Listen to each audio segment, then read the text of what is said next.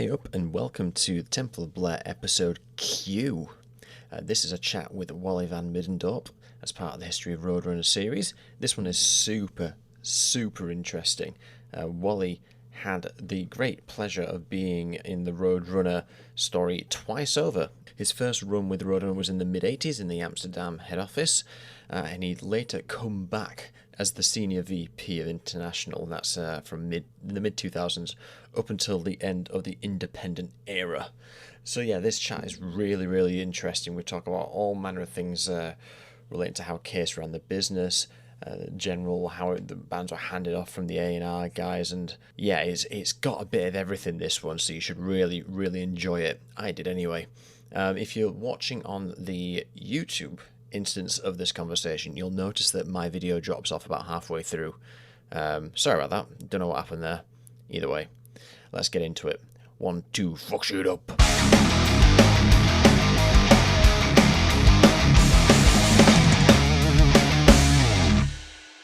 You're doing actually with Roadrunner?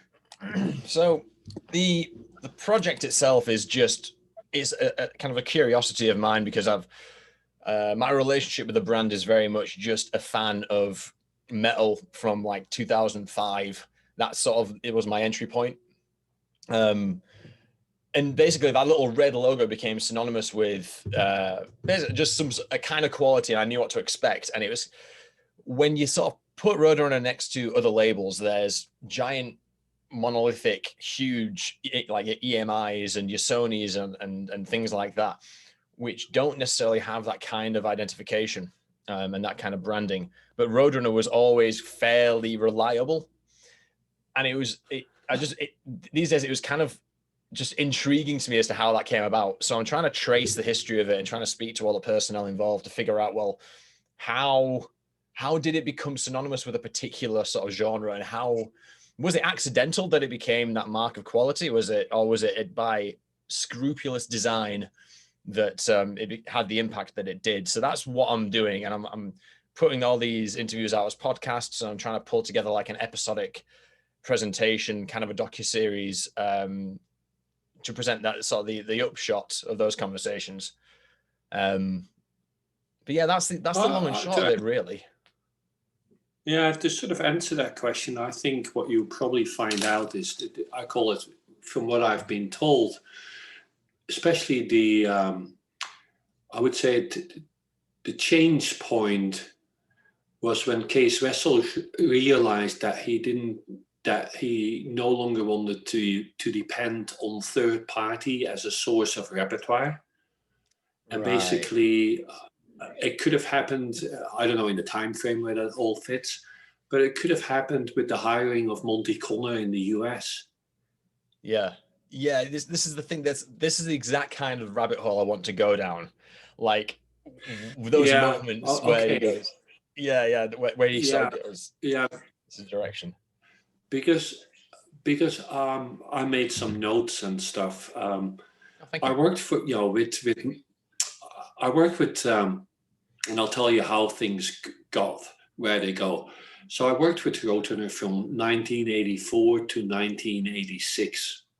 Mm-hmm. And that was also a time where I shared artist office space with Mike, who runs Aardschok magazine. But Mike was also in an A&R role for the label. Yeah. And I remember him always, and we always have that joke when we see each other. He would say, I would present the band to Case. Case would pass on the band. 9 months later, Case would come back to me, talk about the same band. Then it was presented to him by the lawyer in New York, and the price would be 3 times as much as 9 months ago. I think there was probably a truth into that. Fair enough. So how maybe to sort of see where I see, and you feel free to ask any questions, but I had some thoughts about this. Mm-hmm. So I started out in the music industry running my own label, independent label in Netherlands, which I, after the first 20 releases, I sold that to a record store, importer, exporter, wholesaler. a company called Buddhist. Right. And Buddhist more and more became like an exclusive distributor of a number of UK labels in Benelux, or in Netherlands to be more precise. But they were still also very much what they call a one-stop import export, import and export. Around the time, and this was all sort of like factory records, rough trade, 4AD. Somewhere within Buddhist, we started a in-house label division called Megadisc, and that was a proper label. And we became the licensee of factory, static records from the UK, rough trade. There was definitely some 4AD. And my boss at the time, who founded the label, or in partnership with the owner of Buddhist,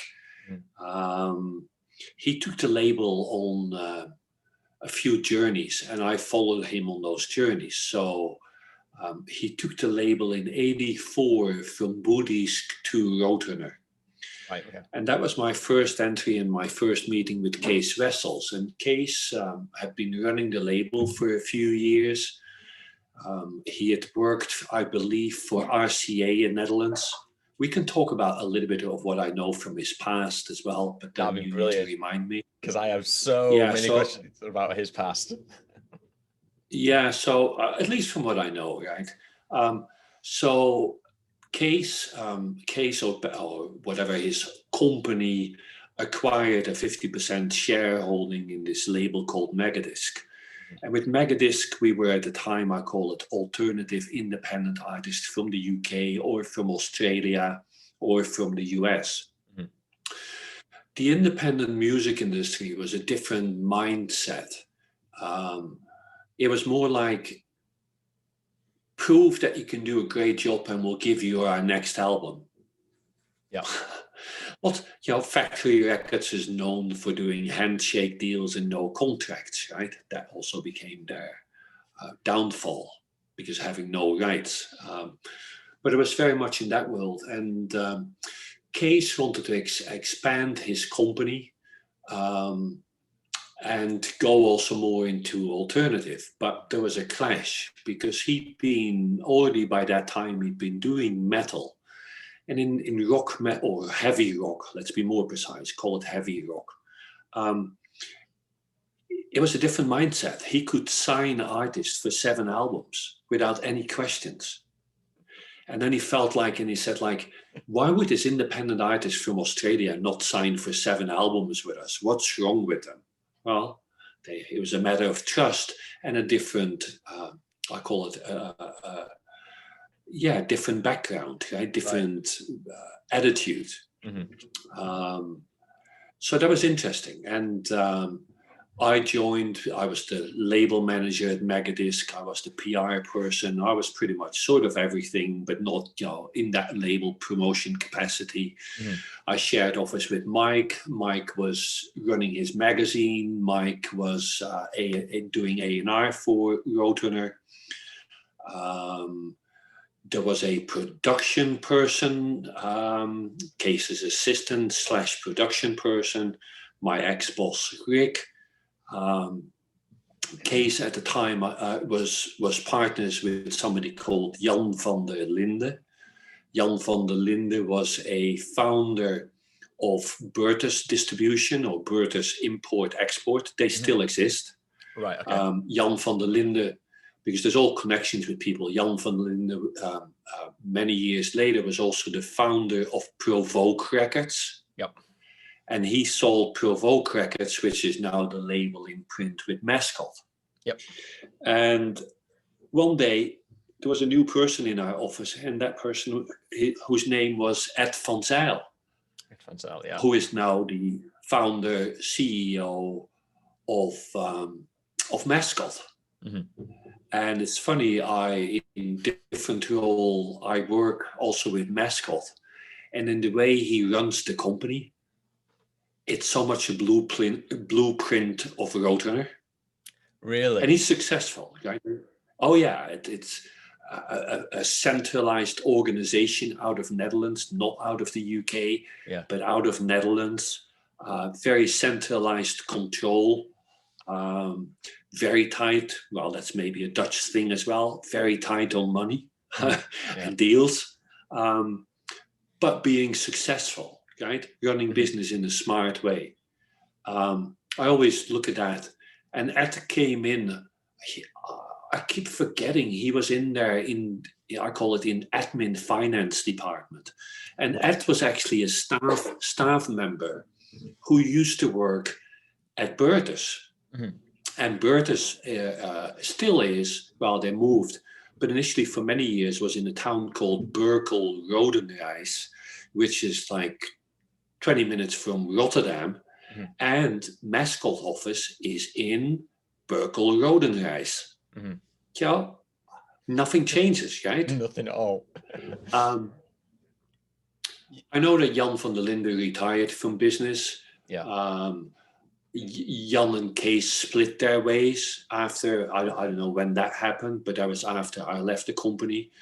And the label I worked for, this company called Megadisc, we were in that partnership deal with Roadrunner from 84 to 86, and then moved on to another partner, basically. In so that was only a temporary arrangement then? Well, these sort of things happen, right? And even in 80s, independent labels enter into a partnership. The founding member of the independent label has what they call a buyout clause. You know, when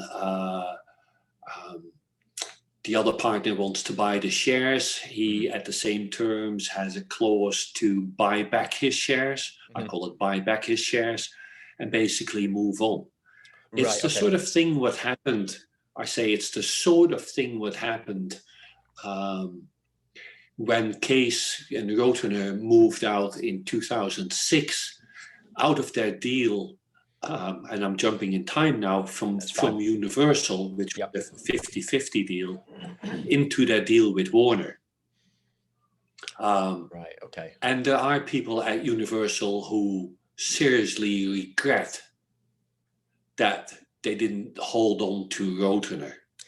It's interesting because that deal at the time was I think it was when the deal was first being formed, Roadrunner was quite an asset, but then Nickelback's Silver Side Up landed, and all of a sudden that goes 10 times platinum, and Roadrunner as a asset is worth a lot more. And I think that happened during the negotiations of that Universal deal. Again, jumping ahead, but yeah. No. What in that time frame, just going back, it's not too precise. I remember having conversations with Kees because that's how I came into my second run. He said, I can't talk to you right now. I got other priorities. The company was going through a rough time, and he signed a deal with Universal. If he had managed to hang in there, the label and the company had managed to hang in there for another 9 to 12 months, because Nickelback was already signed to Roadrunner, at least that's how I understand. Yeah. He might have not been forced, I call it forced, nobody's forced, but he might have not had to go into that joint venture with Universal. Right, okay. Because then Nickelback broke. That had very little to do with Universal. It was just timing. Yeah. If he'd managed to... Sorry, go on. Yeah, what I'm saying, if Nickelback had broken earlier, or if the timing had been different, maybe he would have not entered into the joint venture with Universal. Okay. I seem to, in my head, it was happening sort of concurrently at the same time. Oh, sorry, in parallel. But that's not... not my... I say other people might be more precise. Not my understanding, right? I'm saying not my understanding. It was a timing. It was a tough timing. And like I said, it or maybe it was simultaneous, but if the Nickelback breakout album had come earlier, let's put it this way, then unlikely that Kees would have entered into that deal with Universal. I so want to go into this stuff, but we have gone 20 years.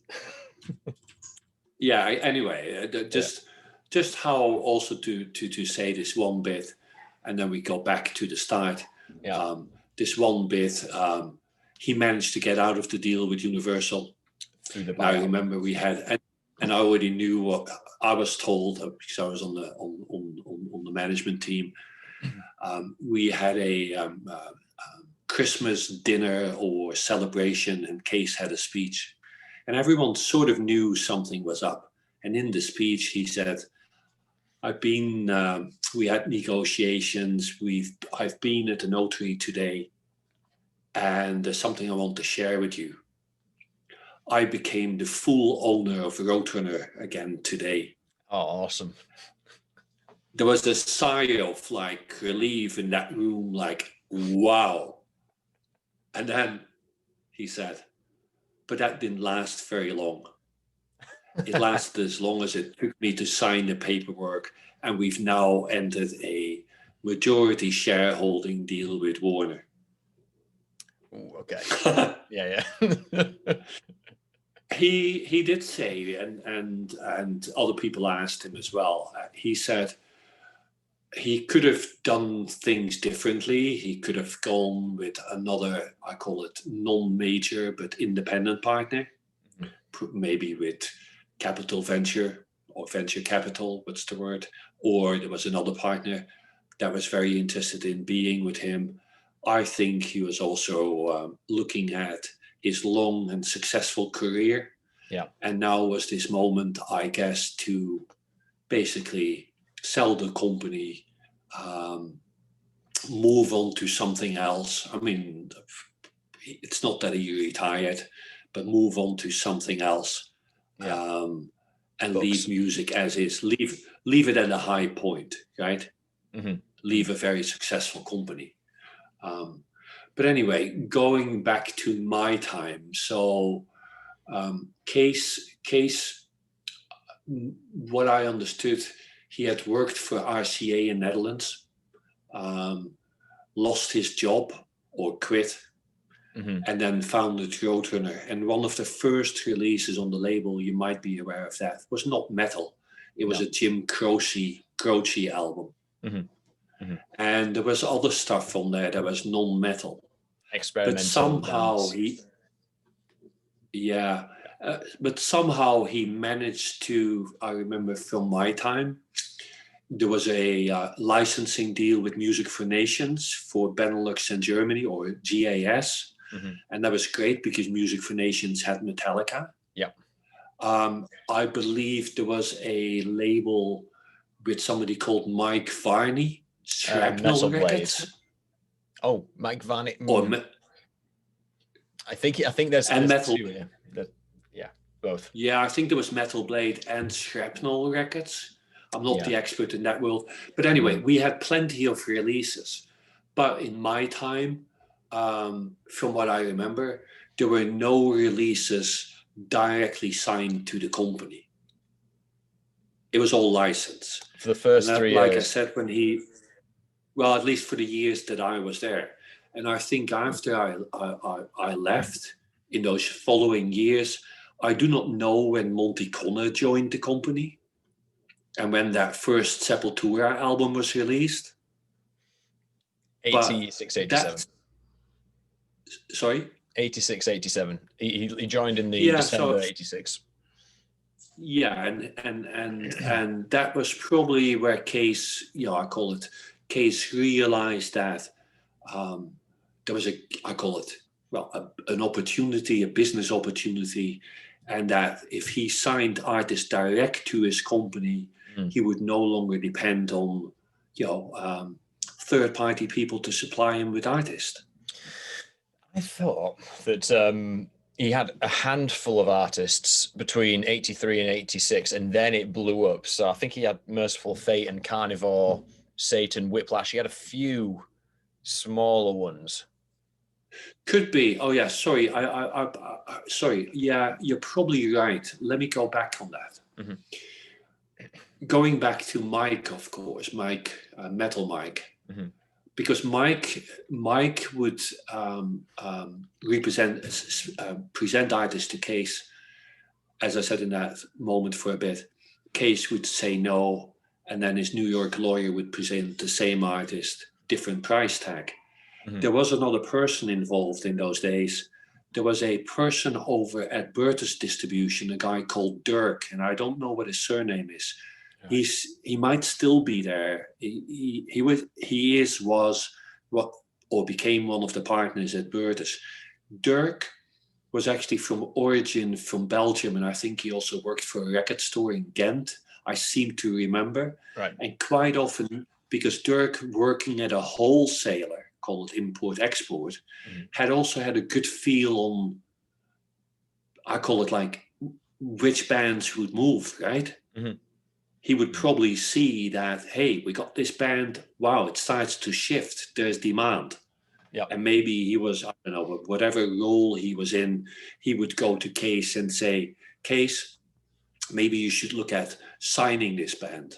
Yeah. Because you're probably right, because I remember also one of these conversations when I was over with Case. He had licensing deals in the US for some of his artists, and I don't know which artist it was. It was an artist who had delivered an album that never got released in the US. And Case was not bothered at all. He said, I got the advance, and that's substantial. So let's move on. Yeah, there was things happening in that time. Was that a cyclone? And yeah, I wouldn't know, but you're probably right. He must have had a handful of direct signings. Yeah. So it was a mix between that. There was maybe even in my time, there was a patchwork of international distributors. For many years, he worked with SPV in Germany. Yep. He worked with Pinnacle in the UK for many years. Neat. He worked from, sorry? Neat Records in the UK as well. Yeah. He worked with Intercord in Germany after SPV. I know in the US he worked with a company called Important. Yes. No, Important Records. Yeah. Yeah, and I remember visiting some other time with a cab on my way to JFK, just a story. And I thought the neighborhood, this was 80s, right? And the neighborhood was so bad. And I thought, like, if the cab driver pulls off the main road and drives into like a holding space and wants to rob me or whatever happens, I'm pretty much done.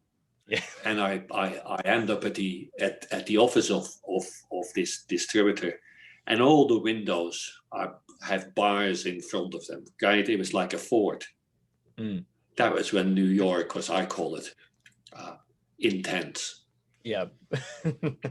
So going back to that time, like I said, there was my boss at the independent label, Mike, two people, including Ed on finance and admin. There was a production manager, and there was also Case's partner, Jan van der Linden. I think actually Mike and I also had some, I don't know if it's Mike and I, but I do actually say that. Mike and I also had somebody else in our room, like an assistant, like more admin. Dennis Clute? I remember even, no, a girl called Rebecca. Right, okay. That was all early days. There was the production person was called Wendy. My boss was called Rick. There was Jan van der Linden. Han de Waal, who was the finance director, Ed van Zijl, me, this Rebecca. And I remember coming from where I came from, that Roadrunner was one of the first companies who had I really believe we had a computer network. That was also like for that time. Yeah, there was a database with BIOS. I seem to remember that. So in terms of like, I usually have like a structure of questions, but with yourself, sure, because you have like 2 tenures with Roadrunner, I just wanted to let you know you are absolutely smashing it. This is exactly the stuff I wanted to go into. But while we're on this sort of at the infancy stage, you mentioned earlier the 7-album deal. typically there'd be an advance of about $5,000, if I'm not mistaken. Was that conventional for the time? This is something I don't understand, because when I read more about the deals that the bands had, it feels like Case has brought quite an antiquated, an old style of managing a label into a metal setting, really. Was that normal?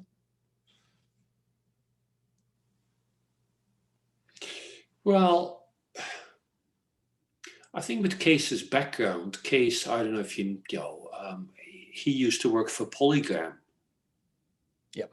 And Polygram, I don't know if you know, Polygram was the Dutch-owned record label from Philips. And Polygram was, or Phonogram, Polygram, Polydor, Mercury. It was a global player. And I even believe that, but I'm not, I believe even Case for a number of years ran Polygram in New Zealand. So he was a very, at that time, a very seasoned record industry executive.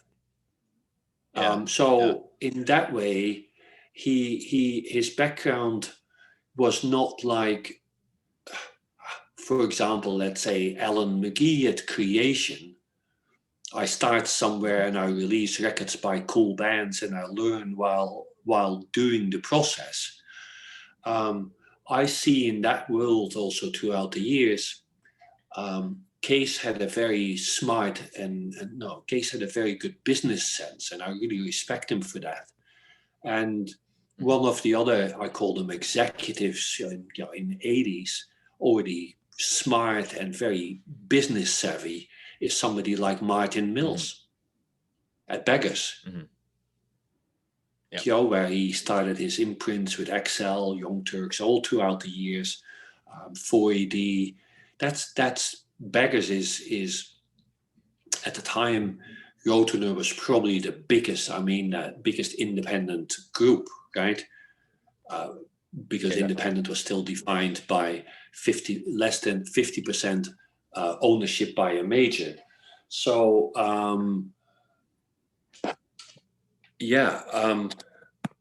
Roadrunner was the biggest.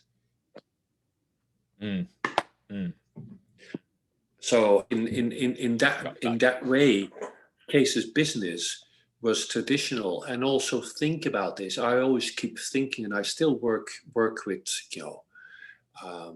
with rock acts. There is a different there's a different attitude. I think the work ethic and attitude is different within rock music or metal than it is in Indian alternative. Trying to say that, and I go back in my mind, it's just how I look at it. Think about this. You're a band from Birmingham, right? And there's plenty of them from 60s, 70s. And or from another part of the UK, or for that matter, US. And your choice is to either work in the mines or a steel plant, or go in a band and be successful. You would sign anything to get out of that situation, right? And I'm sure that even in 80s, Thatcher era, people would sign anything to get off the dole. I had a friend of mine who were in the band. They signed to Polydor. They went from £60 a week on the dole to £100 being in the band. It's simple, right? But I think within rock, I really find within rock, and I really love that, a great approach to making music, great work ethic. All these sort of things, where I've always found that in indie, people were different. I call it critical. Give an example. I had a promo trip with King Diamond in Paris. I think it was Paris, yes. So he did his promo trips all in full makeup. He just finished doing it, took the makeup off, and then somebody who was late or possibly cancelled did show up. Mm-hmm. And he, without any sort of second thoughts, he went back in to be presentable in the persona that he wanted to present and did the interview. I can imagine that, just by gut feeling, that an indie artist would have said, I'm done for today. I'm not going to change my costume. That guy is late. Right? Attitude. Yeah. And like I said, throughout my years, the people I've met, the people I had the privilege of working with Roadrunner or after Roadrunner, but mainly during Roadrunner's time, and even now during the work I do for a US-based management company, artists are very, very committed. I'm not saying that artists in different genres are not committed, but there's a difference to that. There's a that really really a mentality of hard, working extremely hard, being committed. Where do you think Case picked that up from? Did he A&R Black Sabbath in the 70s? I've heard that somewhere. I've never heard of that. No. No, I just seems think interesting that he definitely sort of caught wind in it. As you say, he's a veteran of that industry. He must know, especially with the disco boom in the 70s, these acts are expecting this as their day job. Indie acts, as you say, are expecting have this kind of attitude. Metal is where you can have a lower investment but a higher return. So this is the kind of the model I'm going to approach it with. That seems, maybe that's where he picked it up from, just experiencing that range of artists and that range of clientele back in his, at that point, 20. I think I think Case, how he ran the company, in a very smart way. He found, I call it, a space in the market where with his, I call it, with his skills and experience, he found a model that worked and was very successful. Yeah. The way that, when, so my, let's say my 3 years, 84, 86, that was all very early days, as we just said, there was licensed labels, there was a small team, there were some artists. I think Roadrunner, started more from that world when when Monty Connor joined, and I say other people, but Monty Connor most definitely. And that's also when the company became bigger. And when I look at the company throughout the years that I know them, from being in Netherlands, they moved from Amsterdam to, let me sort of think, where did they go? From Amsterdam to Hilversum, from Hilversum to Amstelveen, from Amstelveen to a place called Naarden. Case did this partnership deal with this company called Arcade, who were a TV merchandiser, like TV compilations, right? Mainly dance compilations, very successful. But to be honest, it was sort of like an empty shell because you don't have rights as a third, as like a compilation company, right? So there were some of the deals he didn't work out. There was a moment also where Play It Against Him, Pias, Adel, and Roadrunner wanted to form some sort of major independent. Oh, right. But to cultural differences, that all didn't work out. I mean, I think it's not really necessary to go into the detail, but there was a weird mix of characters, with the owners from Play It Against Him, Case at Roadrunner, and his friend Michael Haantjes at Adel. They got along very well. But something business-wise didn't work out. I think at the time, Adel went to the stock market. That's probably what it was, in Germany, successfully, right? And then something that the value of the stock price dropped, and Haantjes had to buy back and no longer be a public company. It had an impact on this whole thing that happened. Right. And this, I believe that was probably late 90s. Mm-hmm. So there was stuff where Case did a few, I call it adventures, and wasn't successful. But Right. the way Roadrunner was run, when I rejoined, and I came basically with a gap. I came from Sony Music in Netherlands, so I'd been at this. I was co-founder of Play It Again Sam in Netherlands, running Play It Again Sam distribution, licensing in Benelux. When I joined Sony, a new world opened up, and I call it structures and reporting and admin, right? Procedures. But then when I joined Roadrunner, I was blown away by, I call it the control, how the company was run. Yeah. And how tight, and call it a Dutch way, but there was a team, of course. How you could not spend money without approval. Mm-hmm. Right? Yeah. It sounds obvious, but I needed also when I was head of international throughout those years, ex-North America. So I had all the territories ex-North America reporting into me in the end. And I did all the licensing deals, Slash, Alter Bridge, Black Label Society, Atreyu, Alexis on Fire. There were others. Mm-hmm. I could not move with anything without 3 signatures. Who are the 3? Yeah, well, and it was great. It was deal analysis, right? Mm-hmm. Like, how much do we pay? How much are we going to spend on marketing? Mm-hmm. What is the sales expectations of our teams in the territories? Oh, they're saying it's 60,000. That's wishful thinking from those guys. Let's cut that down by, I don't know, let's say 20% or 30%. 40,000 is what we feel safe with to make an offer. And I must say that I call them my deals. Nothing is my deal, right? But that the deals, most of the deals we did at the time, called them business deals because they were established artists, always recouped. Yeah. Because there was a formula.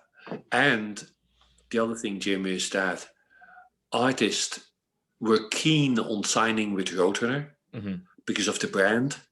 They had grown up with the label, were maybe never signed and approached for a direct signing, but then were honored to be with that label internationally. That was amazing. You kind of just answered the big question, which is effectively, was it accidental or was it deliberate? And I'm really interested in, like, you say there was a formulaic approach to getting bands in. Now we know sort of the Monty Connors, the Howie Abrams and the Mike Gitters of the world and Ron Berman and all those guys. They're the experts and they're the music guys. So I imagine in terms of like the production line of getting music out the door, it starts with them. And the product that comes down from them, is that where, say, yourself and the business side would go, let's crunch the numbers on these? Is there a formula? Is that how? No. It was interesting how culturally, how headquarters was not in the US or in the UK. Yeah. In that way, in my role, especially with the international territories, I was like, it was a little bit like United Nations, being the foreign department, the ambassador, blending the cultures, get everyone aligned, right? Right. The US became very much, had nothing to do with the work we did, I call it internationally. Of course, they were the source of the repertoire. I was not involved with any of those signings. No, I mean, Monty Connor or Gitter or Berman or any of the A&R people had to fight in A&R presentations to get Case to sign off. Everyone would say, great artist. Case would say, don't feel it, we're not doing it. Awesome. I've heard, I don't know who it was, I've heard that one time he was so brutal in a Dutch way that one of the A&R managers started crying. Wow. Maybe. No. I mean, Monty, throughout the years when I was there, so 2004 to 12, it was Berman, Monty, Gitter, and there was a young guy he signed Young the Giant in those late years. A guy called Max. I don't know if that was his first name or his surname. Stefan Max. I think he's still A&R at Atlantic. Pull something up. Case wanted to go somewhere else. That was Young the Giant, Amanda Palmer, Dresden Dolls. You know, sorry, and I'll go back to it, but Amanda Palmer, I'll give you a funny story because you can edit it. Amanda Palmer hated the label. Okay. She bloody hated all of us. So she's doing a gig on a Monday in Amsterdam. Me and my international product manager, we go and see her in a town called Utrecht, take her out for dinner, have a nice conversation. We pay for dinner, we pay for drinks. Everything is cool and smooth. I go back to home, go back to the gig. Everything's sort of okay. Next day, I walk into Kay's office and said, like, what do you think of the gig? He said, yeah, it was okay. Yeah, it was okay. And then he said to me, what happened with you guys over dinner on Sunday? I said, nothing, Kay. All went smooth. He said, well, you know what Amanda told me?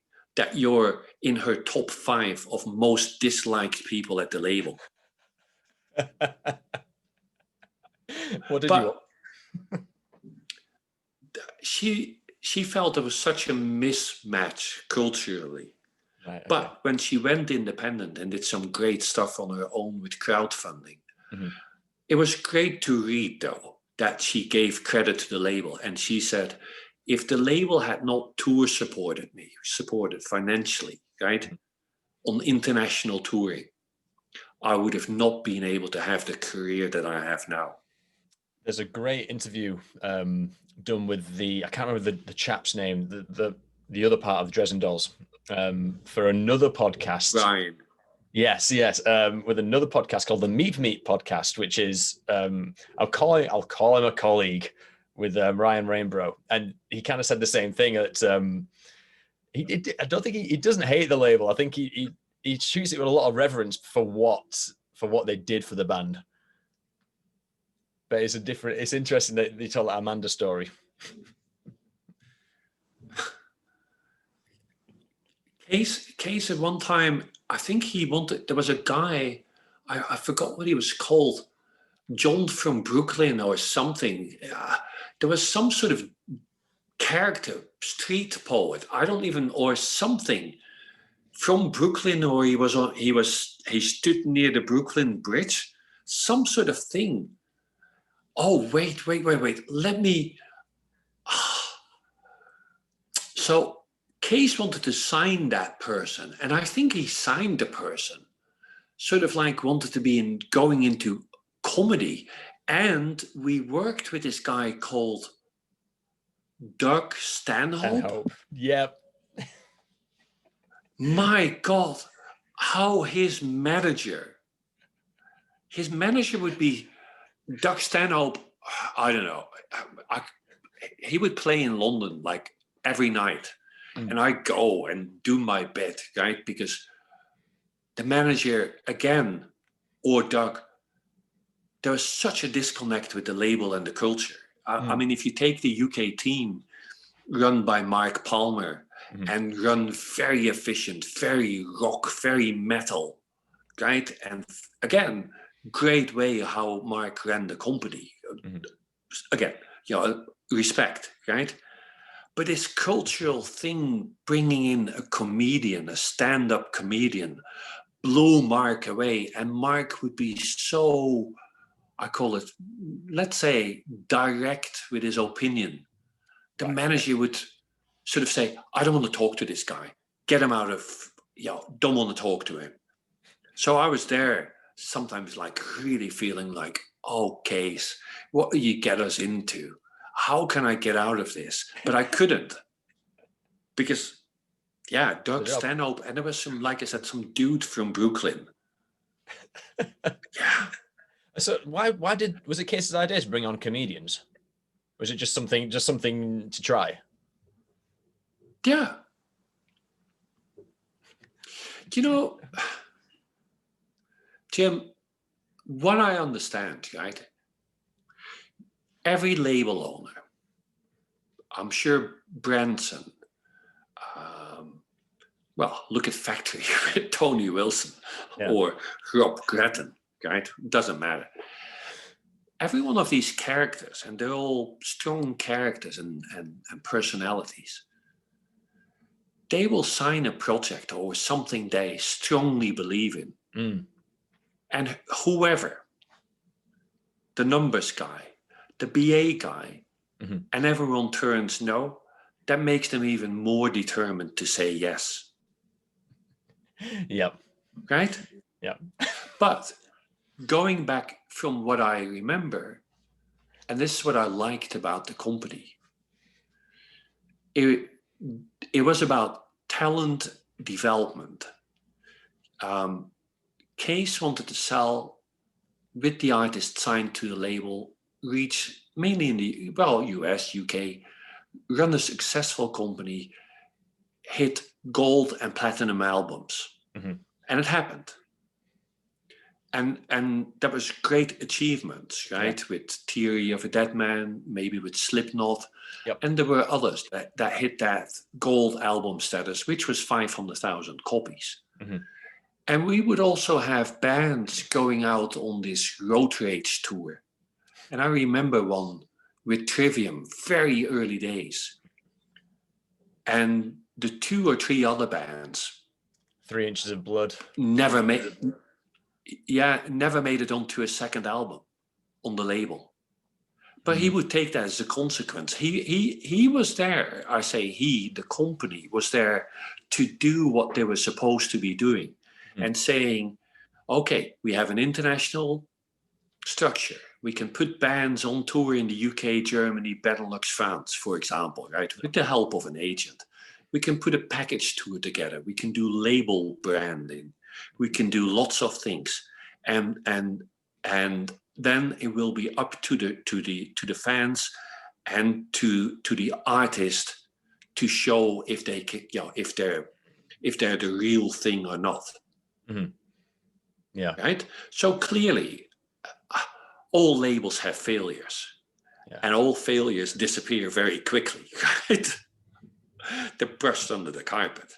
But trust me, I'm sure that 4AD or XL or Mute Records or and other labels, they all had failures. Sure. Acts that didn't work out. But just saying that what I liked very much about the label working with that team was a high level of a very structured company. It was tight. It was very tightly run. There were procedures, great people running the teams in the UK and Germany. Case would allow me to, especially, get more involved with territories that I call it needed my help. Right, because he said, we need to make sure, for example, I use it that all companies are in profit, right? And do what you think is necessary. Not in the way that I could simply make people redundant, but he said, spend time. And if you need to go, and I remember doing this, need to go to Japan twice a year to build our business with promoters and industry, you should go. But I also remember doing these trips, and it wasn't a holiday, right? Yeah.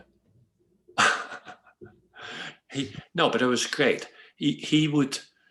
Case would, and I made a few notes actually, before our call, and it was interesting. And then you can ask me anything you want to, and I got some names for you as well. What was interesting, there was 3 things that I thought about. So I and then you ask any question. Cool. Case was one of the things when we had the 25th anniversary of Roadrunner. He didn't want to do any interviews. Mhm. And we asked him, he said, you can do the interview, Monty Connor can do them, Mike Palmer can do them, Henk Hacker in Germany can do them, anyone.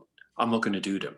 Mhm. And I said, what's the reason? And he said, my thinking is it's all about the artist and not about the label owner.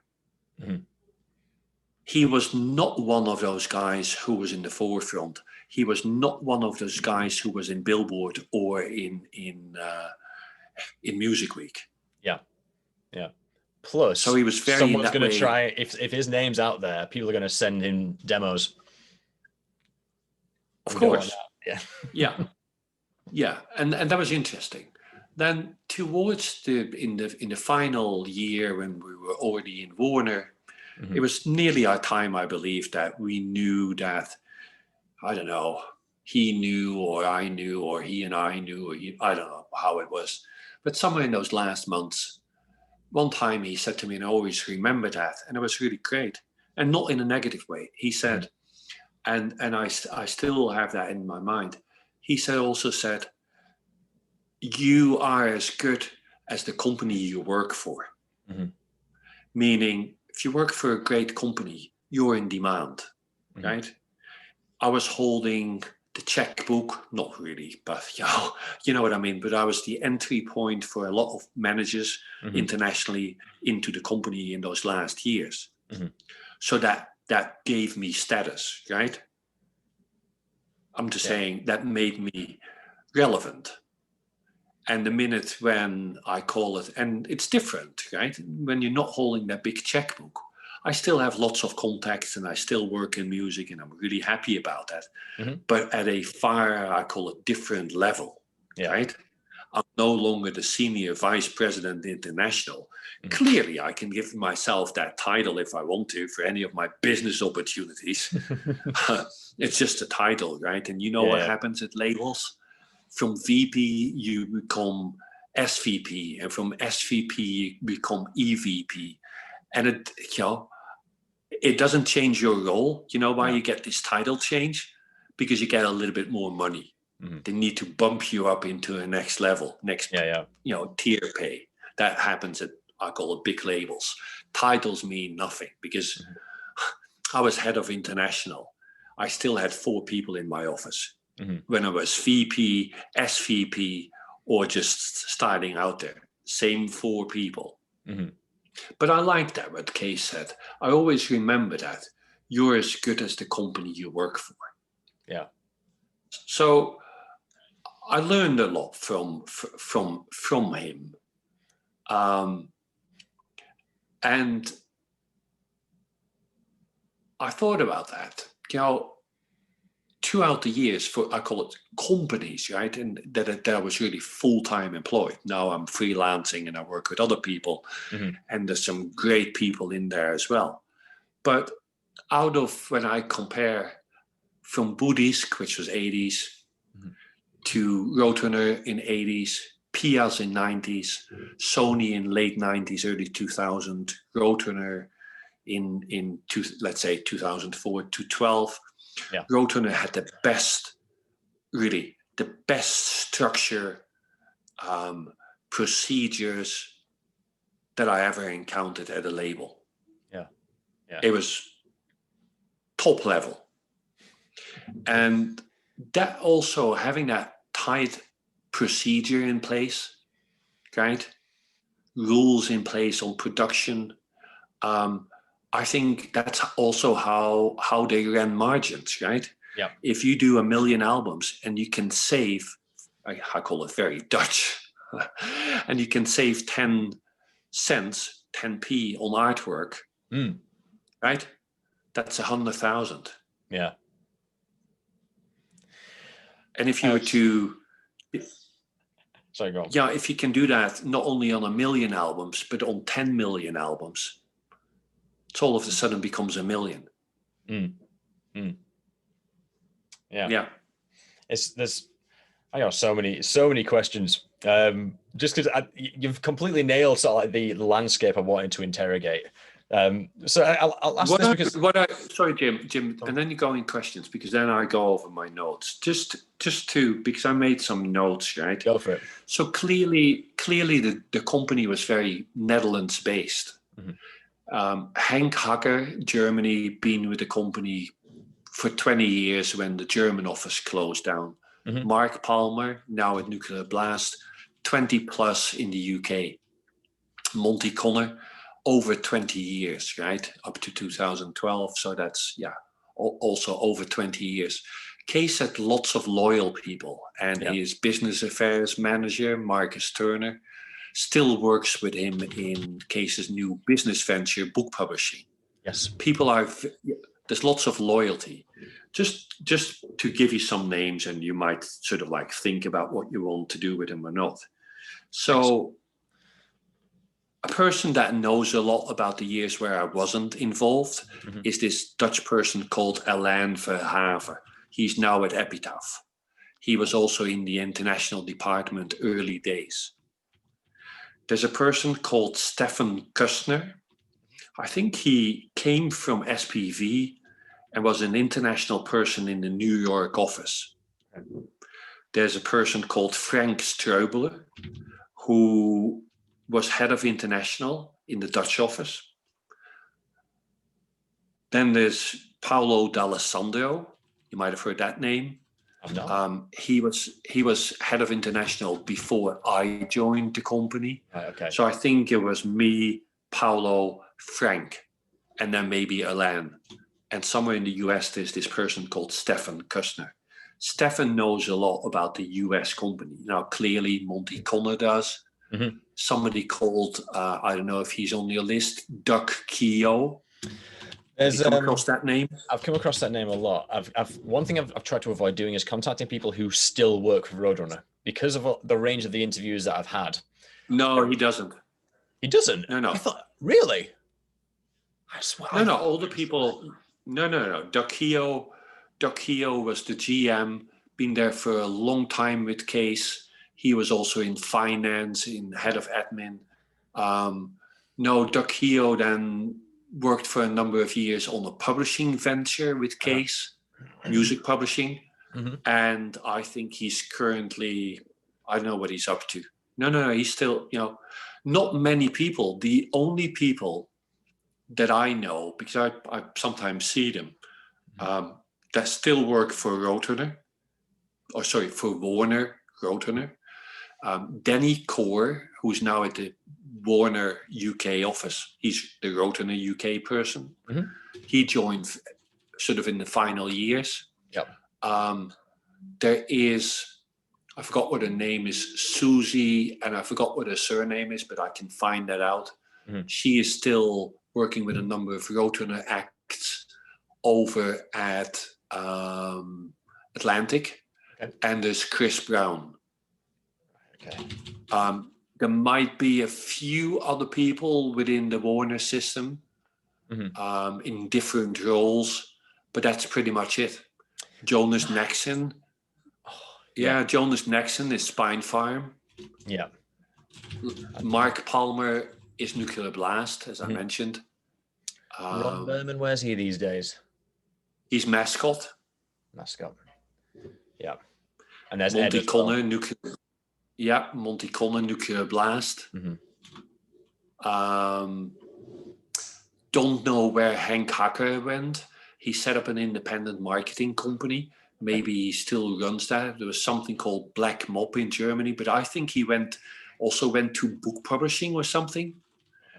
And there might be one or two other people, as I said, more from IT or sales marketing that are in merch. There was a person, business development within Roadrunner, who is now within the Warner, I call it merch division.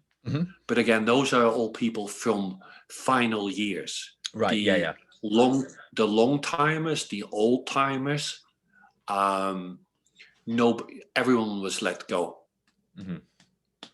Simple. Warner had their own people, and we were too expensive. The reason I've not been contacting people who currently work for Roadrunner Warner, as you say, is because there is sometimes a conflict of interest. But I understood Doug to still be working there, but I guess I'm wrong. No, and if you want to, I can, I can connect you with him or ask him if he wants to, then. No, I saw him last summer. Okay. We're still in touch. When I'm in New York, I most of the time see Monty Connor. Mm-hmm. I work for management from Blackstone Cherry, so I see Ron Berman on emails. No, I mean, great band. Not that I have a daily relationship with him because I deal with the international people from Mascot. Yeah. I sometimes deal with UK Michelle Kerr and what's her name, Kristen. They run this PR company called Cosa Nostra. Yeah, I'm in touch with Michelle. Kristen Springs. Mm-hmm. There's Austin Collins and Ollie Walker who run a radio promotions company in the UK. Mm-hmm. Let me just think if there was anyone else from that UK office at the time still in music or still in my world in music. I don't think so. Mm-hmm. And Danny Core, of course, he made the switch to Warner. Right, okay. And there's a person from the German office who made the switch to Warner in Germany as well.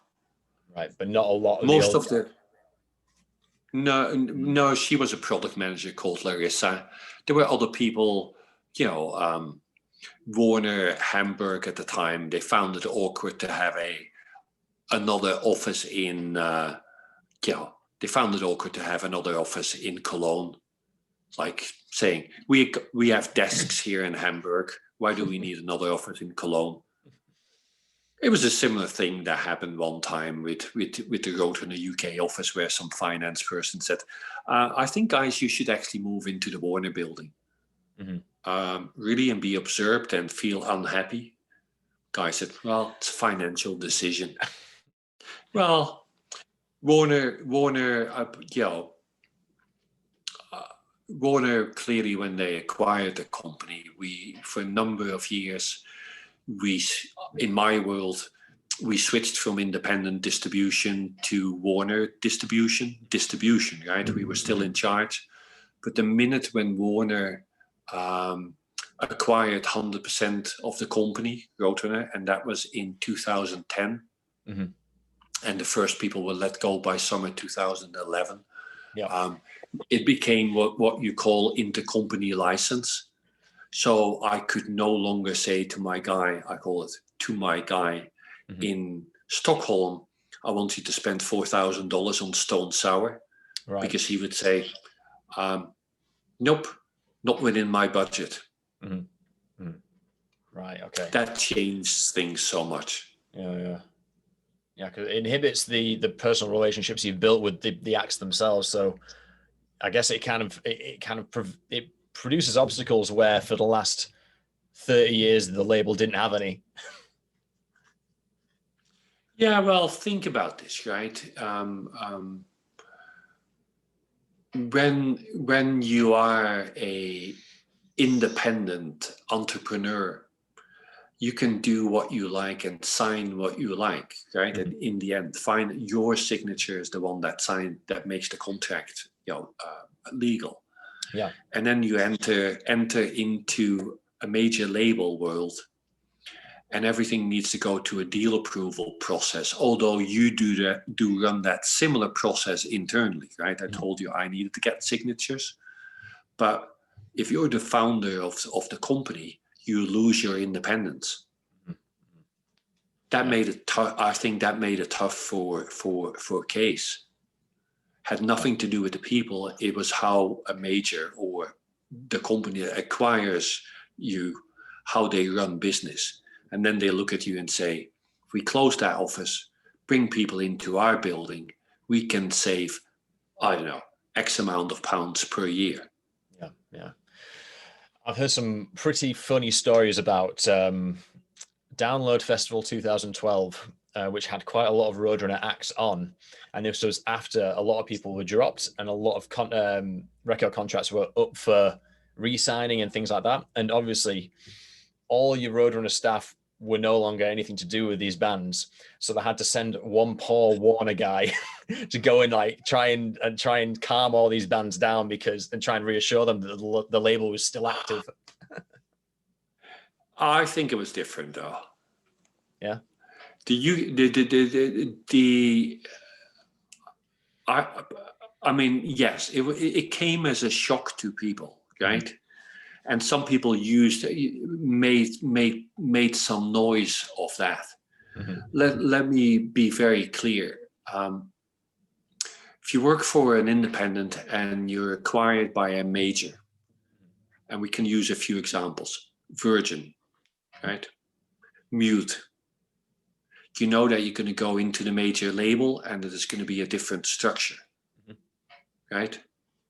And most of the time, and there's other examples, A&M, right? Independent companies acquired by one of the four at the time, 4 or 5 majors. You know that even as the owner, you might get a contract for 3 years, and after 3 years, you're probably out. Yeah. And the only guy that I can remember in this sort of situation is Seymour Stein of Sire Records. Okay. Who's in Sire still exists. He's in an ambassador role, right? He's really in an ambassador role. He might sign an artist, but he's, kind of like it's different. Yeah. It's so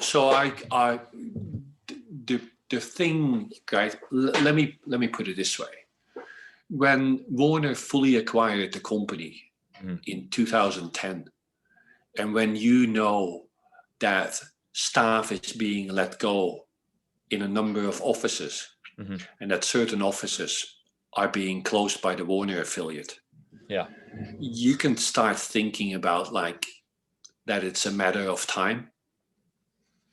Yep. That's my thinking. Yeah, definitely. You know, it didn't come as a surprise to me.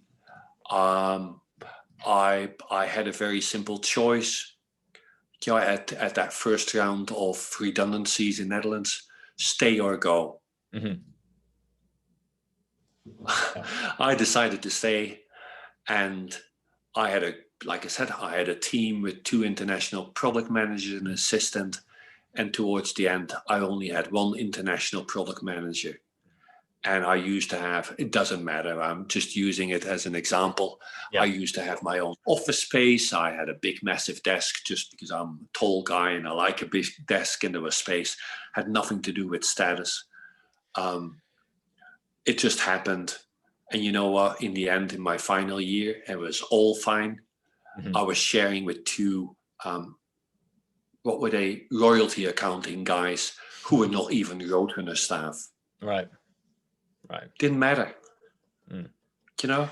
How did Case take those last couple of years then? Because you said when he initially signed the dotted line in 2006, I think you said, you said he might have been reflecting on 35 years of a great, not 35, however long, 25 years, of a great career with Roadrunner. You think as the wolves at the door were sort of getting a bit closer, was he ready to go, or was he still kind of not too happy that his baby was getting bossed around by Warner? No, I think he, that's what I'm saying. That's why, well, I can only speak about impression. Sure. He knew what, I call it, he knew what would happen or could happen when you go into a full ownership deal with a major. And I believe he did not want to be in that ambassador role. Right? He didn't, that's how I call it. He is too much of an entrepreneur, business person, and also independent person that he, how he left the company, I don't know any of that, but he sort of left pretty much at the same time as I did, summer of 2012 or a little later. He then started, setting up or acquiring 2 book publishing companies. He's a business person in that respect. Mm-hmm. And clearly, as I said, seasoned executive, right? Think about where we started. Mm-hmm. Somebody who's worked for Polygram, worked overseas for Polygram, worked for RCA, was probably made redundant at RCA. He knew how the major label system works, right? Yeah. He knew what kind of deal to enter into with Universal, not to give up control. Mm-hmm. I mean, it was an amazing thing. Think about this. When we were with Universal, when I joined, it was Universal distributed in France. So US, in the territories where we had our own offices, it was Universal distributed. Mm-hmm. Everywhere else was a patchwork of independent people. Yeah. The people that he'd been working with for many, many years. Mm-hmm.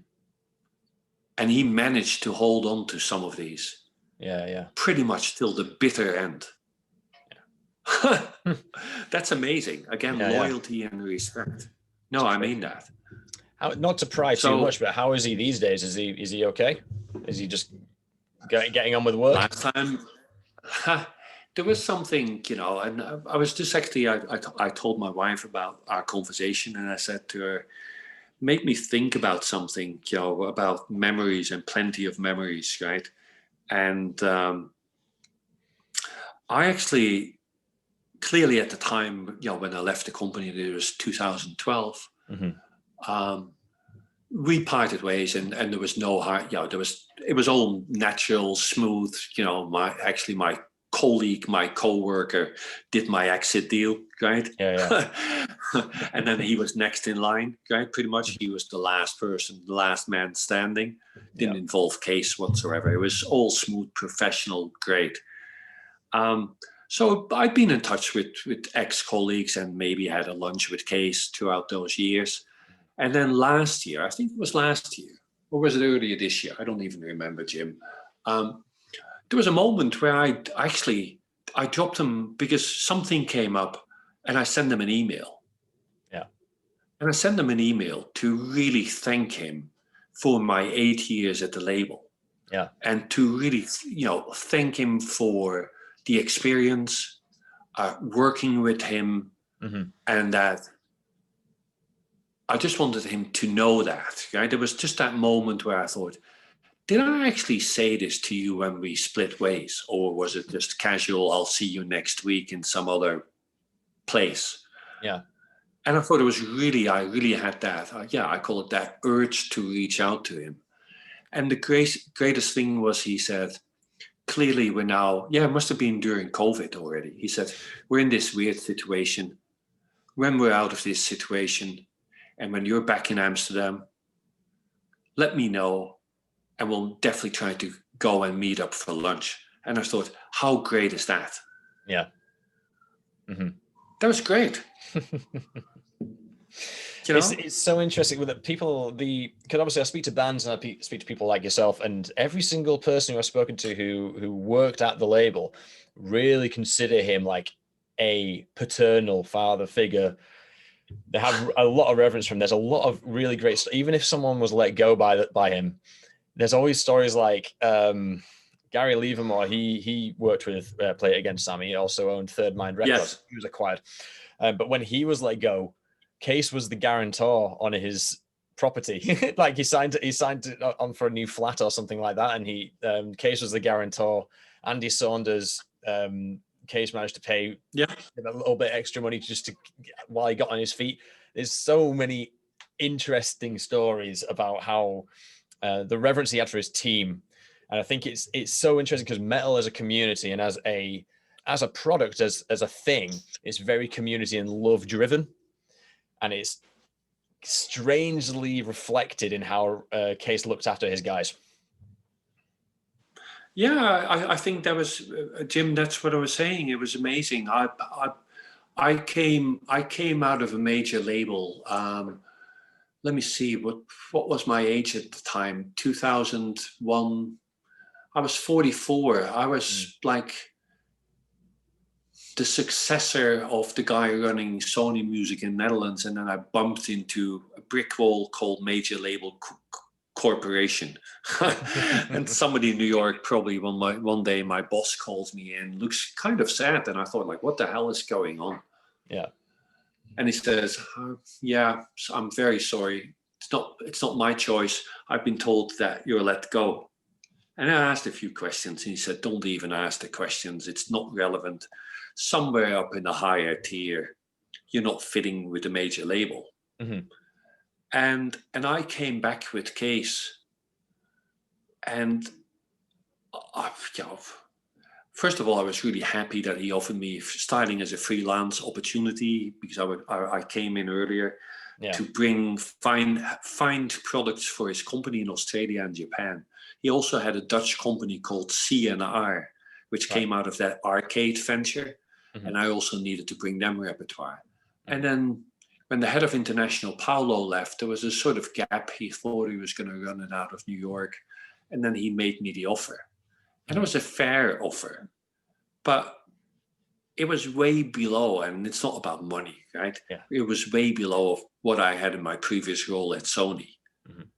But when I actually left the company, I felt my financial, and it is sometimes important, my financial reward had grown throughout the years, right?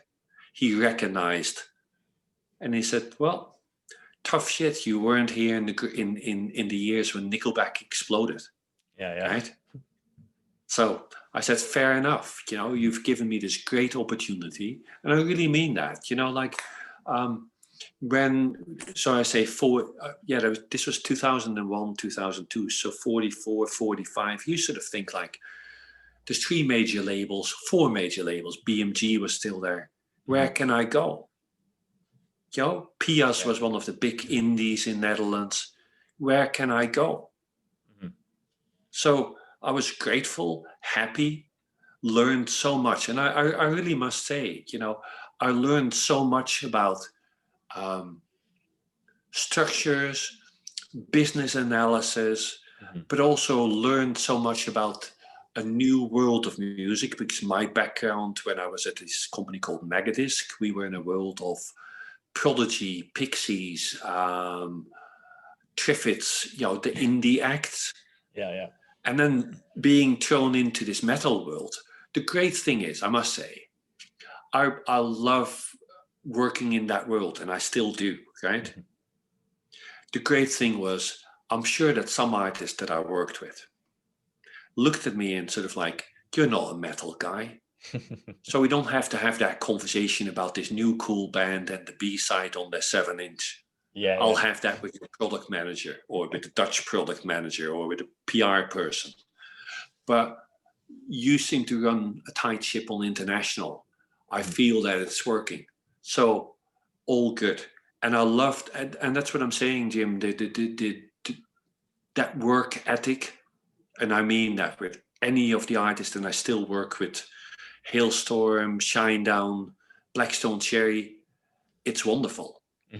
The music is great. The live shows are very dynamic. Great people. Yeah.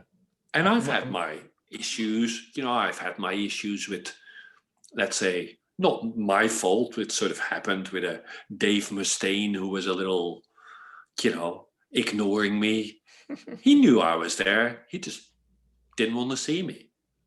But then his manager made sure, right? And I had a talk with him. And next time I saw Dave Mustaine, he said, sorry about that. Things were not in a good shape that day. I said, Dave, that's fine. There's a point where, I don't remember this stuff. There's a point, Jim, you go home, right? Yeah. When you can't afford, and I respect that. After a gig or after an event, when somebody is tired, has done their bit, and they have to see this other person from the label, and every territory has a person, you just want to sort of like not see a person. Yeah. And sometimes I just went home and I said to the manager, I was at the gig, you're an artist, no offense, was busy doing other stuff, meeting with friends, all good. But it was 1:00 in the morning. I went home. Yeah. But great people, No, that's what I keep saying. Great mindset.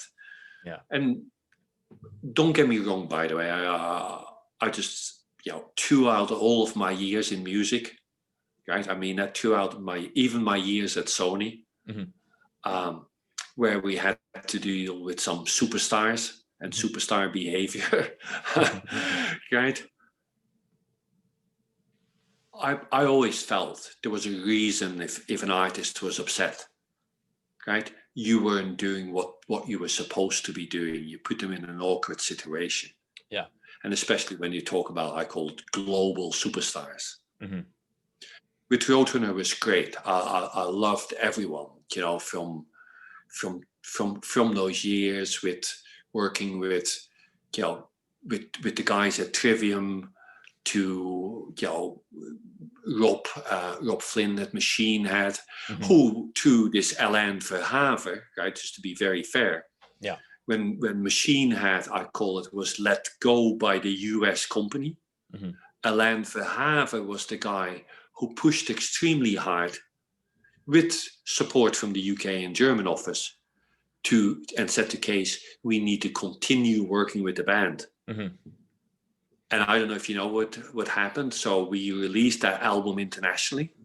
I think it was called that one from 2004. Are we talking? Yeah, was it called From Ashes to Empire? Yeah, Through the Ashes of Empires. This is Through the Ashes of Empire. Monty refers to this stage as the rare occurrence where a band shits lightning twice. Yeah, so the band is let go by the US company, continues working with us internationally, and then in the end, in a different structure, not a direct artist signing, but in a licensing, re-signs with the US company. Yeah. How amazing is that? I call it, how amazing is that? I think they're... sorry, go on. Yeah, I'm just using that as how I call it, how small this world is, how it's about dedication, and the decision, by the way, I remember that as well, is at the time, right, and it happened with other bands, and we continued working with Fear Factory with 2 more albums. What happened? Clearly, advance going up, sales dropping or being flat. Yeah. So the numbers no longer match, right?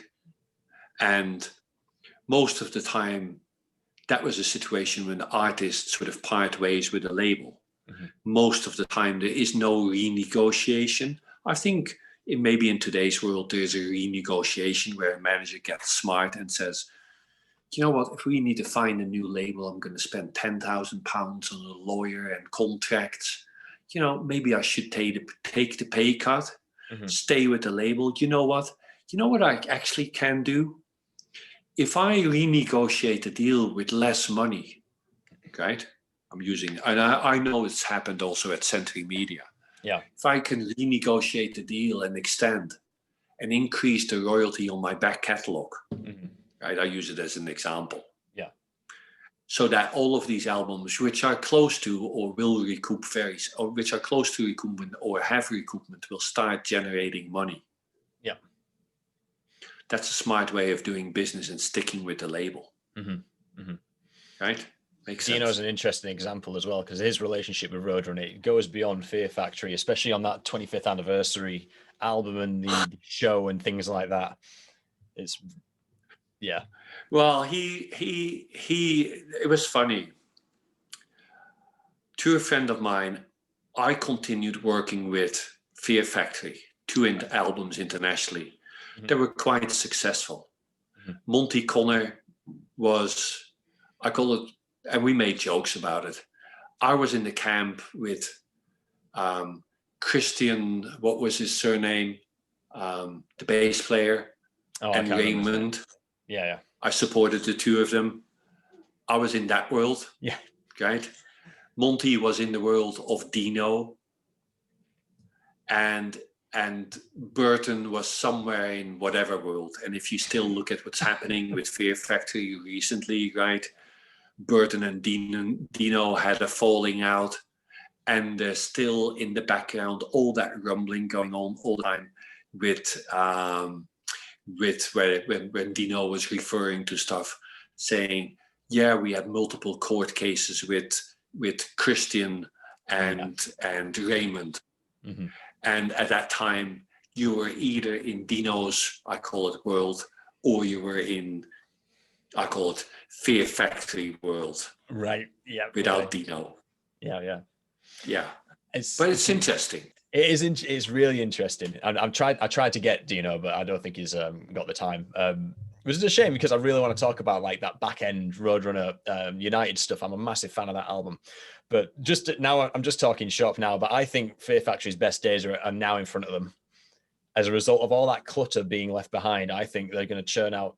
There's so many opportunities now for that sound and that particular brand of metal for me personally.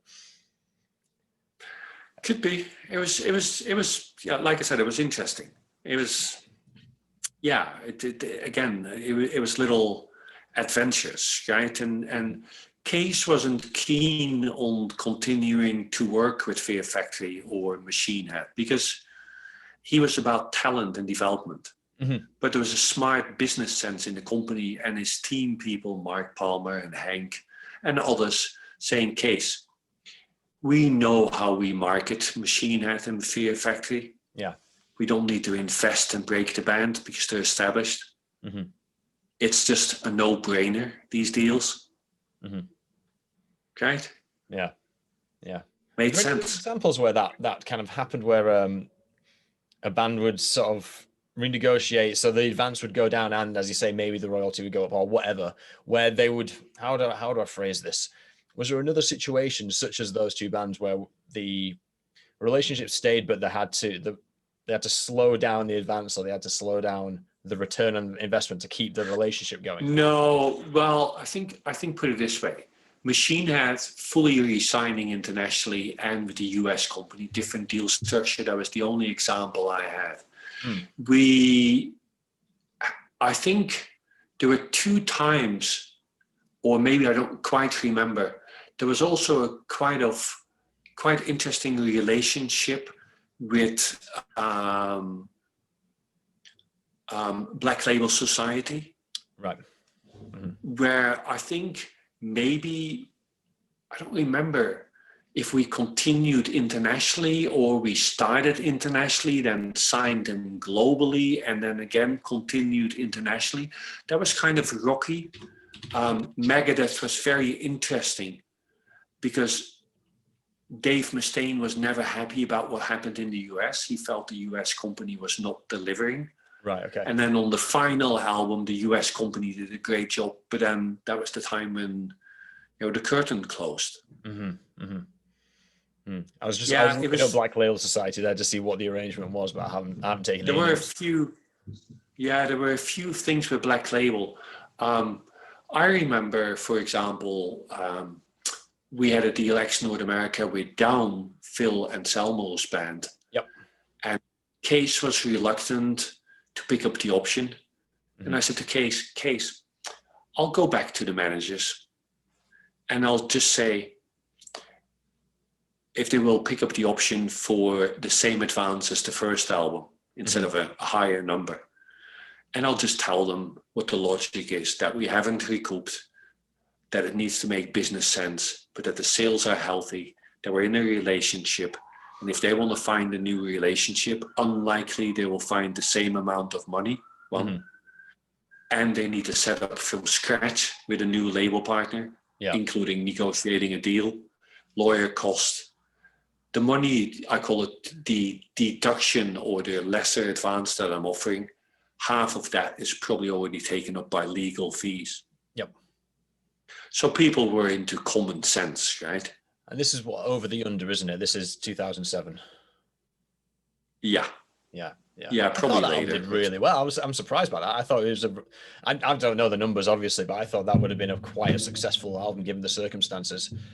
It was all good. Yeah, Jim, that's what I'm saying. It's like when the CFO was a proper number cruncher. Right. right? Mhm. So if I needed to have his signature and say, are we going to pick up the option? Mhm. He would make me crunch numbers, or his team would do that. Mhm. And so I needed to sort of like, he needed to see that at a certain point it was making a contribution. Yeah. And Case might only in our BA meeting might look at undercooked, right? So we need to maybe debate a little bit more and present. Mhm. No, but in the end there was common sense, Yeah. which I thought was great. Yeah. How are you doing for time? But I've dragged you out for 90 minutes. that's okay. Okay. That's okay. So if you have any questions, or you have any questions now, I mean, I'm happy to talk for another 10, 15 minutes or so. And you can always email me. That's cool, man. Where should I start? I've got so many questions. So let me start with the one which I think I know the answer to. So one big gap in my knowledge of that first run with Roadrunner, you say 84 to 86. You don't know how Carnivore got signed, do you? No. Okay, that's fine. With regards to the Universal deal, was it 50-50 in 2001? How did that affect the day-to-day? Did that affect very little? Very little. Okay. Yeah, because distribution went from independent distribution in the markets. So US, UK, Japan, France, Australia went from independent distribution to Universal. We were initially even with Universal in Nordics. That didn't work out, and they allowed us to go to an indie distributor. Right. Okay. Yeah, with a 50-50 deal, according to what I call it, the independent label organizations and what have you, if it's a 50-50 deal, you're still seen as an independent, as long as the major doesn't have, it's not a controlling interest. Well, a controlling interest, they could have a controlling interest, but Universal didn't. So that was different. It sounds like they knew that they were on for the passive income ride. The new Roadrunner knew that what they were doing. They didn't have to do any command and control. Obviously, they don't even have a controlling interest. But no, I'm just wondering what if they. Well,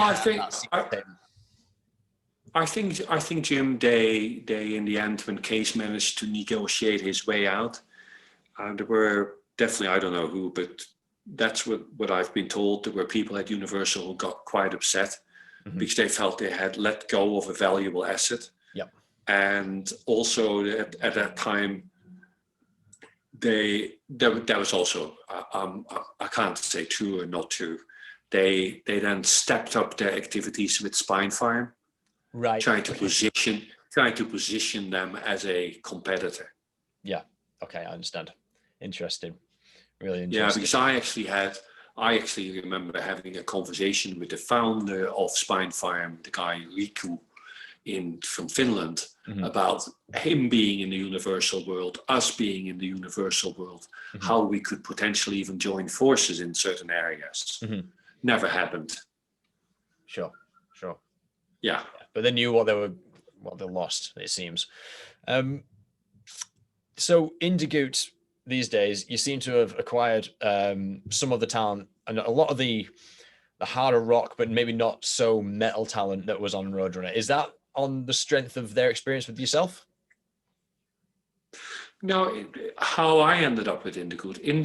Goot was already in a Goot was in a relationship with Roadrunner. Right. They were managing Theory of a Deadman. They brought Blackstone Cherry to the label, and then at one point there were talks about Roadrunner sort of more or less, maybe even internationally, becoming the dedication label, the for rock music. Yep. So we ex-North America, could have been ex-North America. We did a Hailstorm album. We did a Shinedown album, excluding UK, where at the time people at Atlantic thought that it would be better to be with a rock specialist. Right. Okay. So that's how I got into the world. Goot was already there, and they were previously managing Three Doors Down, another artist. How I ended up with them was like summer of 2012. I went to New York, had a chat because I knew Bill McGatty and his team. We had a chat, and he said, "Yeah," and we talked about the international, and he said, "Yeah, it would be really great to have you work for us." And he said, "But I can't afford you." I said, "Well, if we don't talk about money, you'll never find out if you can afford me or not." And so we've been in this relationship where I'm his international person on the ground for many years. And I do tool marketing, relationships with local and independent, local and international promoters, label relationships. So yes, I still come into, I call it the Warner building. A lot has changed. I was thinking about that the other day. Because there's been lots of change. For example, with a new president coming in at Atlantic, a new UK president coming in. Not that I do know the person. And I was thinking, it's time for Bill McGatty to come to London and do some, I call it high-level powwow meetings with these new senior executives. No, I mean that. Because that's what that's what I would help him do. He would come in, we would meet with our people at the various labels that we work with. So that's what I do with Goot. So Black Stone Cherry, Theory of a Deadman, Shinedown, Hailstorm, all Roadrunner acts. Yeah, the reason I comment on that is just because there's so many after the 2012 acquisition, and obviously a lot of bands fled Roadrunner if they had like a deal up or something like that. A lot of them end up aligning with former Roadrunner personnel like Nuclear Blast. A lot of people followed Monty and Mark. I wonder if that's the same thing happened from a management perspective for you. No. I think what you need to be very precise. It's interesting when an artist leaves a label. We're being dropped. Dropped sounds horrible. You know what it sometimes mainly is? A label, there's a few things, right? A label decides not to exercise the option. Right? It's a one-way relationship in that respect. We're not going to pay $500,000 for your next album, for example. So it's financially it's too much of a risk, so we're letting go. That's one thing. Or a contract runs out. So there were a number of contracts that I remember. For example, Megadeth, they were at the end of their contract. We had that deal within Temptation that sort of expired. Again, that was, I don't know, there were no options left. There were other artists. I mean, Trivium is still signed. Slipknot is still signed. Machine Head was different, right? That's why I say Machine Head was different in the way they structured their deal. Maybe it was only, I don't remember, it was a 2-album deal or whatever they had with the international company. So, or Lamb of God, I'm using that as an example, was a very strange deal because the band was signed to Sony. Management wanted to work with Roadrunner. There was, when Warner looked at that, like, if you're Warner, right? And say like, wait a minute, we have no futures. This band is not signed. It's a US band. They're not signed with our US company. They're signed with a competitor. Doesn't make sense to continue. Because we're not making the margin. With majors, the thing, Jim, is, and it's not a secret, it's about where the band is signed, right? I call that where it's signed. So any of my deals, I've done the international deal with Slash. And when I done it, I was part of that collaborations album, and there was one more album. That deal, how management had it structured, was Roadrunner for Europe, somebody else for Australia, somebody else for Japan, and they were, whatever, self-releasing in the US. Mhm. So 2 albums. That second album when I left Roadrunner was still to the Warner structure because it was good business. Yeah. And then actually I call it whoever Warner UK extended their deal directly with Slash. Right. Okay. Because it was a good deal for them to keep for Europe. Yeah. It's about, with major labels, it's about source, right? Yeah. And with Roadrunner structure, how the business was structured, if you were looking at, I call it, let's say, I'll use an example. If you're looking from a perspective from the Warner US or Atlantic US, because it was Atlantic US, and you see that the bulk of your sales with Blackstone Cherry are overseas, and not in your home market where you make your biggest margin. There's a business analysis to it, and you let go of an artist. Yeah, that makes sense. I mean, I have a friend who used to be signed to Atlantic in the US. They never released his album. They put him on tour. They gave him tour support, his band, by the way, not him, his band. Yeah. And 2 years after delivery of the album still had not been released, and the rights were reverting to the artist. Because it's tough to be a UK artist to be signed to somebody in New York, right? Right. Especially if you don't have US management. Makes sense, right? Yeah. So that's what a major label does. You sign an artist at source, right? And it's the source company who breaks. And I remember one time being in a Warner meeting. It was just great how it all worked. They said, we got this artist called Ed Sheeran, and we're now selling like 500,000. Okay, there was a little bit of a conversation, and they said, it took him 4 years with street performances and all kinds of things to get to this level. And now we want you guys in Europe to achieve a similar result. And then you could hear people say, yeah, but we're not going to get 4 years for this. We're going to get 4 months with limited access. Yeah. Still, if the music is great, we'll break, right? Yeah.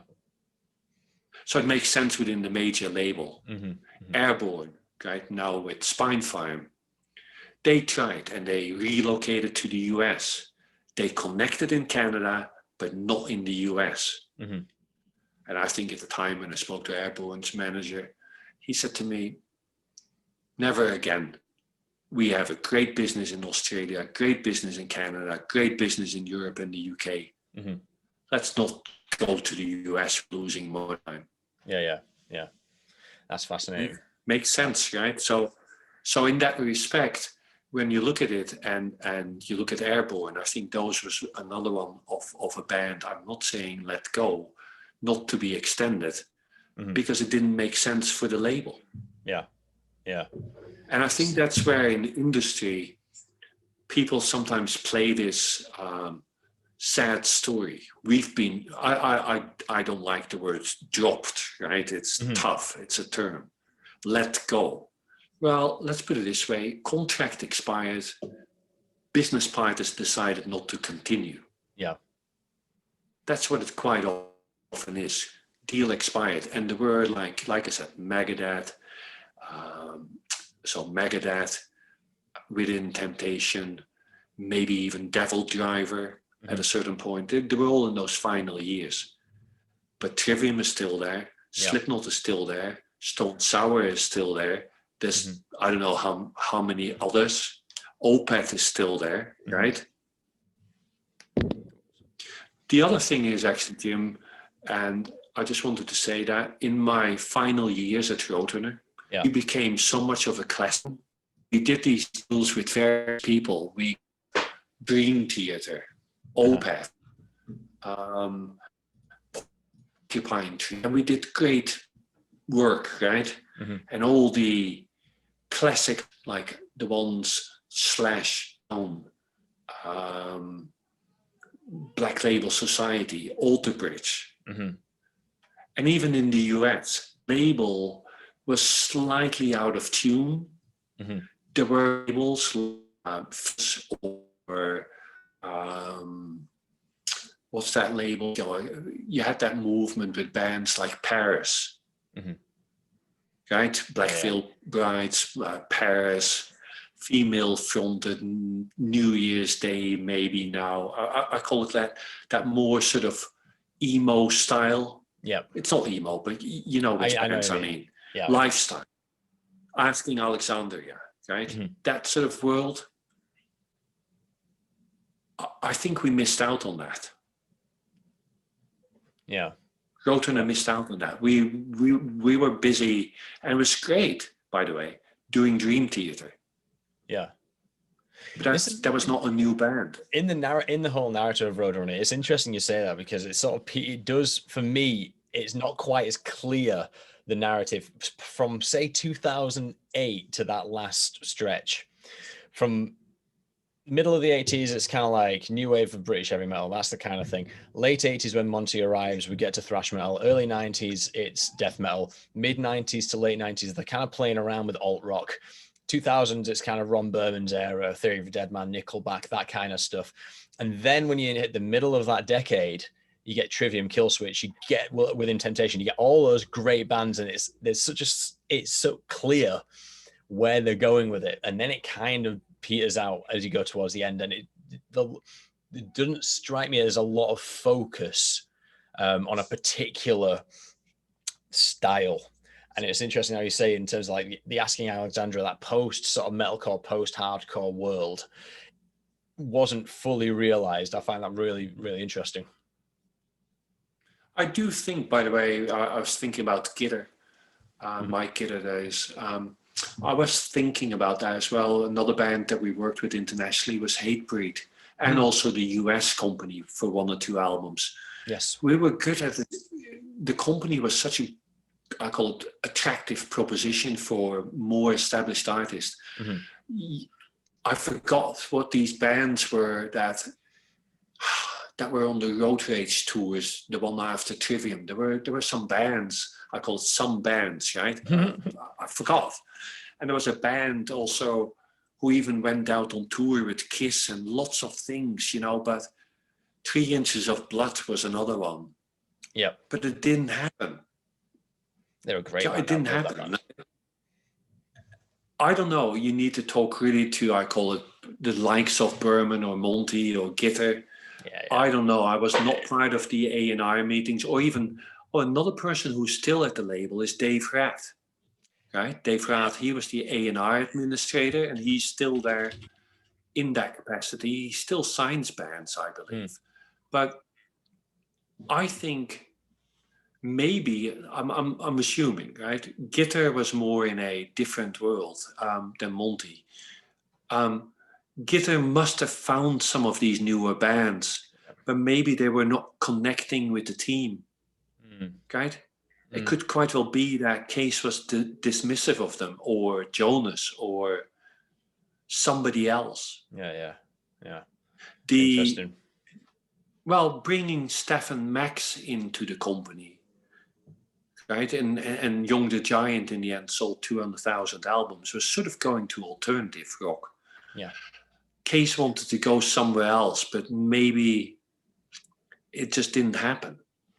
You know, I call it the labels. I say Sumerian, Rise, Fearless, who are now all part of Concord or BMG, except Sumerian. Yeah. It sort of didn't. I call it, in that world, it didn't happen. Yeah. It's interesting. I don't know why. Yeah, I really, I'm not part of this. It didn't happen, right? And the other thing is, I'm not, you know, there were numerous attempts at local A&R in Australia or the UK, and with different people, and somebody who I forgot what his name was. He then became the head of EMI. Lots of people being with Roadrunner, right? Somehow we didn't really manage to get those big European bands, be it from Germany or in the UK. Yeah. Yeah. You know, there were attempts, and it took a time, but we didn't. You know, I call them the I call them the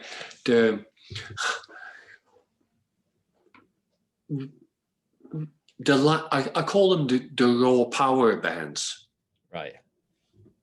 What is that? Raw power management, right? Yeah. Rod Smallwood and all that stuff. Yeah. Yeah, we didn't get a bullet for my Valentine or Bring Me the Horizon or we had Kids in Glass Houses, but that did like 30,000 in the UK. Yeah. But something that or God knows what, you know, some big gothic band in Germany, right? We licensed, or somehow in the US we licensed Nightwish. Mm-hmm. We didn't sign Nightwish. I'm saying at source, right? And same sort of thing could have happened in France, but they weren't allowed even to sign local artists, I remember, because that was always a failure. And in Japan, it was a circus as well, right, Jim? You know, the stuff that goes out in Japan is typically Japan only, I found. Well, yeah, and it was, I don't know, it was always like, it was a big cultural challenge. Trust me on that. And final years, we got stuff organized. I got stuff organized, I felt. But it was a challenge. But in the UK, we were not there with, you know, like I said, Bullet for My Valentine. What was the other band with, I forgot, with the singer who went terribly wrong? Bring Me the Horizon.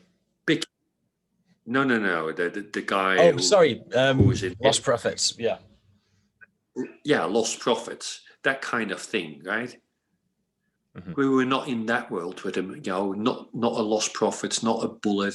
Yeah, I don't know who the bands were at the time. I mentioned in the US, asking Alexander. I don't know who the bands would have been in Germany, but something that was either fully established, switching to whatever label they were at, or finding something that became a new Totenhose or whatever. We sort of, in the end, we sort of did okay with Royal Republic. Yeah, but that was brought from a completely different way. So I feel that in those last years, the local A&R, we were so much into this Opeth, Porcupine Tree, Dream Theater, Hatebreed, Joe. Great acts, right? Nothing wrong with that. Satyricon, for that matter. All these things, and our teams did great jobs. And my job was not to sign anything that was brand new. That was clear. But Case wanted the guys locally to come up with these artists. And somehow it didn't happen. We were respected. People knew of the company. But somehow we didn't manage to attract, like I said, I don't know if it was feasible to attract some of these artists that are now the big UK artists. Yeah. It's interesting. And I think that sums up those last, I would even say more probably the last 3 years. Yeah.